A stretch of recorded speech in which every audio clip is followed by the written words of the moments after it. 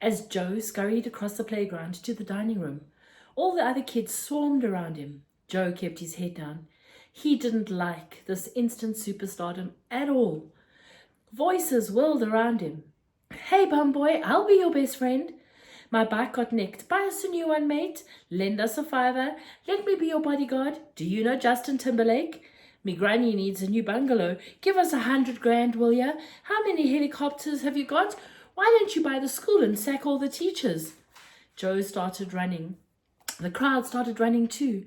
Joe slowed down. The crowd slowed down too. Joe turned and walked in the other direction. The crowd turned and walked in the other direction. A little ginger-haired girl tried to grab his bag and he thumped her hand away with his fist. "Ow! My hand is probably broken," she cried. "I'm going to sue you for $10 million. "Hit me," said another voice. "No, hit me," said another. A tall boy with glasses had a better idea. "Kick me in the leg and we can settle out of court for $2 million, please." Joe sprinted into the school dining room. That was the one place that guaranteed to be empty at lunchtime. Joe struggled to force the double doors back on the tsunami of school children, but it was no use. They burst through, flooding the room. "Form an orderly queue," shouted the dinner lady, Mrs. Trafe. Joe walked up to the serving counter. "Now, what would you like today, young Joe?" she said with a warm smile. "I have a very stinging nettle soup to start today." "I'm not that hungry today. Maybe I'll go straight to the main course, Mrs. Trafe." "It's chicken breast." "Ooh, that sounds nice." "Yes, it comes in dog spit sauce. Or, for vegetarians, I have deep-fried blue tack." Joe gulped. It's so hard to decide. See, I had some dog spit only last night." "That's a shame. I'll give you a plate of the fried blue tack then," said the dinner lady, as she dumped a lump of something blue and greasy and vomit-inducing onto Joe's plate. "If you ain't having lunch, then get out," cried Mrs. Trafe at the crowd, still cowering at the door. "Spud's dad's got a helicopter, Mrs. Trafe," came a voice from the back. "He's super rich," came another. "He's changed," came a third. "Just give me a dead arm, Spud, and I'll take $250,000, came a tiny voice from the back. "I said out," shouted Mrs. Trafe. The crowd reluctantly retreated and contented themselves with staring at Joe through the grimy windows. With his knife he removed the batter from the blue lump underneath. Now, that raw potato, it seemed like the food of gods. After a few moments, Mrs. Trafe limped over to his table. "Why are they all staring at you like that?" she asked kindly, as she slowly slumped her heavy frame down next to him. "Well, it's a long story, Mrs. Trafe." "You can tell me, pet," said Mrs. Trafe. "I'm a school dinner lady. I reckon I've heard it all."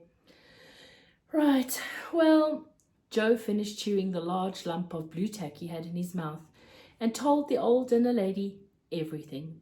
About how his father had invented bumfresh, how they now lived in a massive mansion, how they once had an orangutan as a butler, and how no one would have guessed a thing about his dad had his dad not landed a stupid helicopter in the playground. All the time he talked, the other kids continued to stare through the windows at him like he was an animal in the zoo. "I'm so sorry, Joe," said Mrs. Trafe. "It must be awful for you. You poor thing. You poor thing." "Well, not poor exactly, but you know what I mean." "Thank you, Mrs. Trafe." Joe was surprised anyone would ever feel sorry for someone who had everything. "It's not easy. I don't know who to trust anymore. All the kids in the school seem to want something from me now." "Yeah, I bet," said Mrs. Trafe, bringing out an M&S sandwich from her bag. "You bring a packed lunch?" asked Joe, surprised. "Oh, yes. I wouldn't eat this filth. It's disgusting," she said. Her hand crept along the table and rested on his. "Well, thanks for listening, Mrs. Trafe." "That's okay, Joe. I'm here for you any time. You know that." "Any time," she smiled. Joe smiled too. "Now," said Mrs. Trafe, I just need $10,000 for a hip replacement." "You missed a bit," said Bob. Joe bent down and picked up another piece of litter from the playground and put it in the bin liner Miss Spite had so generously provided. It was 5 o'clock now, and the playground was empty of children. Only their litter remained. I thought you said you were going to help me, accused Joe. I am helping you. There's another bit, Bob pointed to another sweet wrapper that was lying on the asphalt, and he munched a bag of crisps. Joe bent down to pick it up. It was a Twix paper, probably the one he himself had dropped on the ground earlier that day.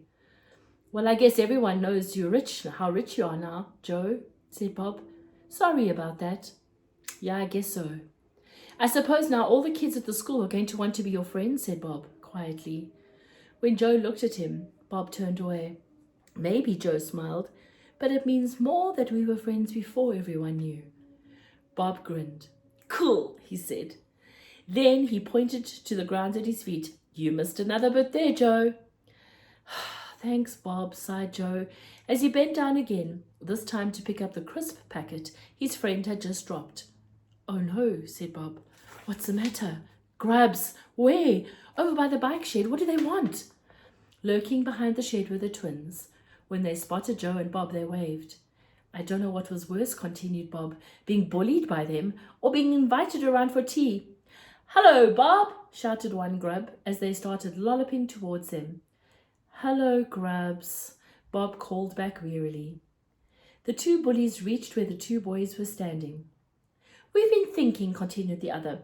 We are going on a camping trip at the weekend. Would you like to come? Bob looked at Joe for help. A camping holiday with these two was not an inviting invitation. Oh, what a terrible shame, said Bob. I'm busy this weekend. Next weekend, asked Grub One. That one too, I'm afraid. The one after that? Asked the other. Completely, stammered Bob. Chock full of things I've got to do. So sorry. It sounds like so much fun. Anyway, see you two tomorrow. Sorry, I'd love to chat, but I have to help Joe with his little duty. Bye.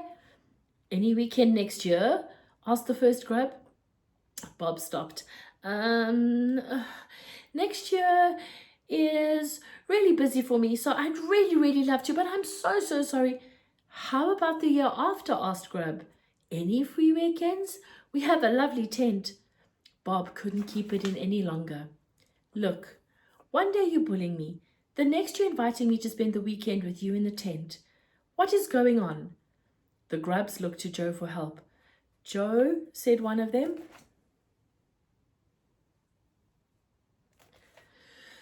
We thought it would be easy being nice to Blob, said the other, but he just says no to everything. What do you want us to do, Joe? Joe coughed, but not very subtly. But the grubs didn't seem to get the hint. You paid them not to bully me, didn't you? Demanded Bob. No, replied Joe unconvincingly. Bob turned to the grubs. Did he demanded. No, yes, said the grubs. We mean, yes, no. How much did he pay you? The grubs looked to Joe for help, but it was too late. They were all busted. $10 each, said a grub, and we saw the helicopter spud. We're not stupid, we want more cash. Yeah, continued the other, and you're going in the bin, Joe, unless you give us $11 each, first thing tomorrow. The grub stomped off. Bob's eyes filled with angry tears. You think money is the answer to everything, don't you? Joe was baffled. He had paid off the grubs to help Bob. He was utterly perplexed as to why his friend was so upset. Bob, I was trying to help you. I'm not some charity case, you know. I know that I was just, yes. I just didn't want to see you put in the bin again. Right, said Bob. So you thought it would be better if the grubs were really weird and friendly and going on about camping trips. Well, they sort of came up with the camping trip on their own, but yes. Bob shook his head. I can't believe you. You're such a spoiled brat. What? Said Joe. I was just helping you out. Would you really rather be put in a bin and have your chocolate stolen? Yes, shouted Bob. Yes, I would. I'll fight my own battles, thank you. Suit yourself, said Joe. Have fun being dumped in the bin. I will, replied Bob, before Bob stormed off. Loser, shouted Joe, but Bob didn't turn back. Joe stood alone. A sea of litter surrounded him. He stabbed at a Mars bar wrapper with his litter stick. He couldn't believe Bob. He thought he'd found a friend, but all he'd really found was a selfish, bad-tempered, ungrateful plume fizz. And the witch still made me do litter duty, said Joe. He was sitting with his dad at one end of the highly polished 1,000-seater dining room table waiting for his dinner. Impossibly large diamond candelabras hung overhead, and paintings that weren't very nice, but cost millions of dollars, adorned the walls. Even after I dropped your homework off in the chopper? Said Mr. Spud angrily. Yeah, it was so unfair, replied Joe. I did not invent a double-sided moist dry toilet tissue for my son to be put on litter duty. I know, said Joe, that Miss Spite is such a cow. I'm going to fly to the school tomorrow and give that teacher of yours a piece of my mind. Please don't, Dad. It was so embarrassing enough when you turned up today. Sorry, son, said Mr. Spud. He looked a little hurt, which made Joe feel guilty. I was just trying to help. Joe sighed. Just don't do it again, Dad. It's so awful, everyone knowing I'm the son of the bum fresh man. Well, I can't help that boy. That's how I made all this money. That's why we are living in this big house. Yeah, I guess, said Joe. Just don't come turning up in your bum air helicopter or anything, yeah? Okay, said Mr. Spud. So how's that friend of yours working out? Bob? He's not really my friend anymore, replied Joe, and he hung his head a little. Why is that? Asked Mr. Spud. I thought you and him were getting on really well. I paid off these bullies to help him, said Joe. They were making his life a misery, so I gave them some cash to leave him alone. Yeah, so? Well, he found out, and then, get this, he got all upset. He called me a spoiled brat. Why? How do I know? He said he'd rather get bullied than have me help him. Mr. Spud shook his head in disbelief. Bob sounds like a bit of a fool to me. The thing is, when you've got money like we do, you meet a lot of ungrateful people. I reckon you're better off without this Bob character. It sounds like he doesn't understand the importance of money. If he wants to be miserable, let him. Yeah, agreed Joe. You'll make another friend at school, son, said Mr. Spud. You're rich. People like that. The sensible ones anyway. Not like this idiot Bob. I'm not so sure, said Joe. Not now everyone knows who I am. You will, Joe. Trust me, said Mr. Spud with a smile. The immaculately attired butler entered the dining room through the vast oak-panelled double doors. He did a little theatrical cough to get his master's attention. Miss Sapphire Stone, gentlemen. Mr. Spud swiftly put on his ginger toupee as the renowned hand model, Sapphire, clip-clopped into the room in her impossibly high heels. Sorry I'm late. I was just at the tanning salon. This was evident. Sapphire had fake tang smeared over every inch of her skin. She was now orange as an orange, if not orangier. Think of the orangest person you've ever met, then times their orangeness by 10. As if she didn't look frightful enough already, she was wearing a lime green mini dress and clutching a shocking pink handbag. What's she doing here? Demanded Joe. Be nice, mouthed Dad. Nice pad, said Sapphire, looking round admiringly at the paintings and the chandeliers. Thank you. It's just one of my 17 homes. Butler, please tell Chef that we want our dinner now. What are we having tonight? Foie gras, sir, replied the butler. Oh, what's that? Asked Mr. Spud. Specially fattened goose liver, sir. Sapphire grimaced. I'll just have a bag of crisps. Me too, said Joe. And me, said Mr. Spud. 3 packets of potato crisps coming right up, sir, sneered the butler. You look beautiful tonight, my angel, said Mr. Spud, before approaching Sapphire for a kiss. Don't smudge me lip liner, said Sapphire, as she repelled him forcefully with her hand. Mr. Spud was clearly a little hurt, but tried to hide it. Please take a seat. I see you brought the new Dior bag I sent you. Yes, but this bag comes in 8 colors, she complained. 1 for every day of the week. I thought you were going to buy me all 8. I will, my sweet princess, spluttered Mr. Spud. Joe stared at his dad. He couldn't believe he'd fallen for such a wrong one. Dinner is served, announced the butler. Here, my beautiful angel of love, take a seat, said Mr. Spud, as the butler pulled out a chair for her. 3 waiters entered the room carrying silver trays. They carefully placed the plates down on the table. The butler nodded, and the waiters lifted the silver covers to reveal 3 packets of salt and vinegar crisps. The trio started eating. Mr. Spud initially attempted to eat his crisps with his knife and fork to appear posh, but soon gave up. "Now, me birthday's only 11 months away," said Sapphire, "so I've made a little wish list of presents you're going to buy me." Her fingernails were so long and fake, she could barely fish the piece of paper from her pink handbag. It was like watching one of those grabber machines at the fair, where you never win. Eventually, she grasped it and passed it over to Mr. Spud. Joe looked over his dad's shoulder and read what she had scribbled. Sapphire's birthday wish list.